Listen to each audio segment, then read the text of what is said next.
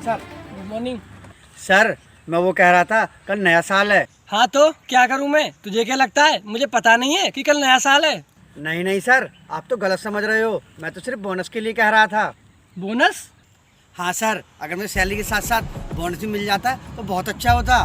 तुझे बोनस मांगते हुए बिल्कुल भी शर्म नहीं आ रही? तुझे अंदाजा भी है इस साल हमारी कंपनी को कितना ज्यादा लॉस हुआ है? वो तो शुक्र मना कि अभी तेरी नौकरी नहीं गई है, और अगर तूने ज्यादा जुबान चलाई तो तेरी सिक्योरिटी गार्ड की नौकरी भी नहीं बचेगी। अरे सर, आप ये कैसी बातें कर रहे हो? वो तो मेरी माँ की तबीयत खराब है, इसलिए मैं आपसे बोनस के लिए कह रहा था। तेरी माँ की तबीयत ही तो खराब है, मरी तो नहीं है ना वो? सर आप मेरी माँ के बारे में ऐसा कैसे बोल सकते हो? अबे वो 2 टके के सिक्योरिटी गार्ड, तू ना मेरा पहले से ही बहुत टाइम वेस्ट कर चुका है। मुझसे ना ज्यादा बहस करने की जरूरत नहीं है, इसलिए चुपचाप अपना काम कर। ठीक है सर।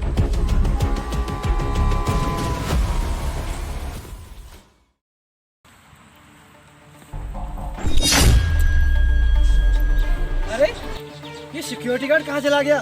कल तो मुझसे बोनस मांग रहा था और आज खुद ही कहीं गायब है। आने दो इसे तो मैं बताता हूँ।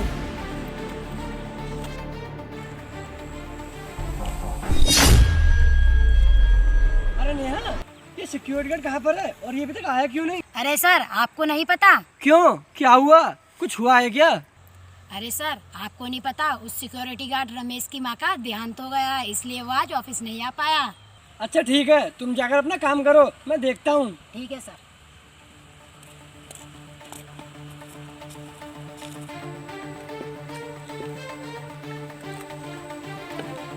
Good morning ma'am. Good morning Ramesh. Ramesh, तुम्हें ना सर बुला रहे थे, एक बार जाकर सर से मिल लेना। ठीक है मैम, मैं जाकर अभी सर से मिल लेता हूँ।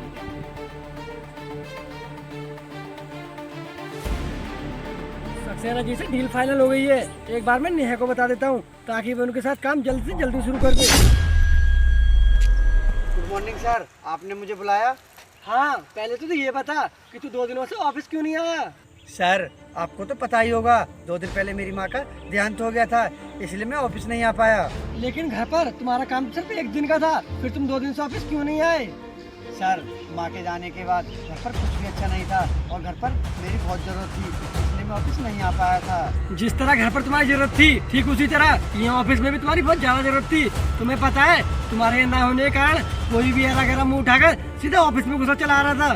सर मैं आपकी परेशानी अच्छे से समझ सकता हूँ। अब तू ज्यादा होशियार बनने की कोशिश मत कर, क्योंकि तू मुझसे बिना छुट्टी ले ही ऑफिस नहीं आया, इसलिए मैं इस महीने तेरी सैलरी से तेरे 2 दिन के बाद काट लूंगा। सर आप ऐसा मत कीजिए, मैं पहले से ही बहुत परेशान हूँ, ऊपर से आप मेरी सैलरी काटोगे तो मेरी परेशानी और बढ़ जाएगी। तुझे क्या लगता है कि मैंने तेरी परेशानी को ठेका ले रखा है? अगर तूने मुझसे और ज्यादा बहस की तो मैं तेरी नौकरी से निकाल दूंगा। नहीं नहीं सर, आप मुझे नौकरी से मत निकालिए, मैं खुद ही चला जाता हूँ। 2 टके का सिक्योरिटी गार्ड मुझसे जवान लड़ा रहा था, दिखा दिया तुझे मैंने तेरी असली औकात।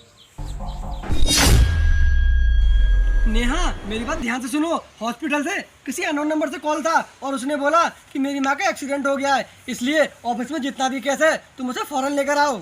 लेकिन सर, ऑफिस में तो बिल्कुल भी कैश नहीं है, जितना भी कैश था सब आपने सक्सेना साहब को दे दिया। देखो नेहा, मैं कुछ भी नहीं जानता, तुम कैसे भी पैसों का इंतजाम करो। ठीक है सर।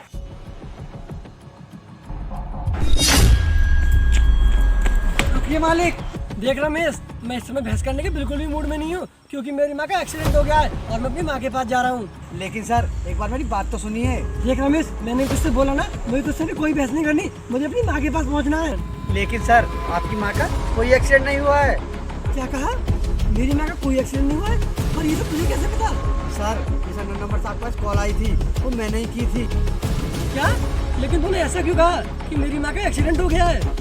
क्योंकि सर मैं आपको ऐसा दिलाना चाहता था कि एक माँ के जाने का दुख क्या होता है। हाँ रमेश, अब मुझे एहसास हो गया है कि एक माँ के जाने का दुख क्या होता है, और मैंने तुम्हारे साथ जो बर्ताव किया मैं उसके लिए बहुत शर्मिंदा हूँ।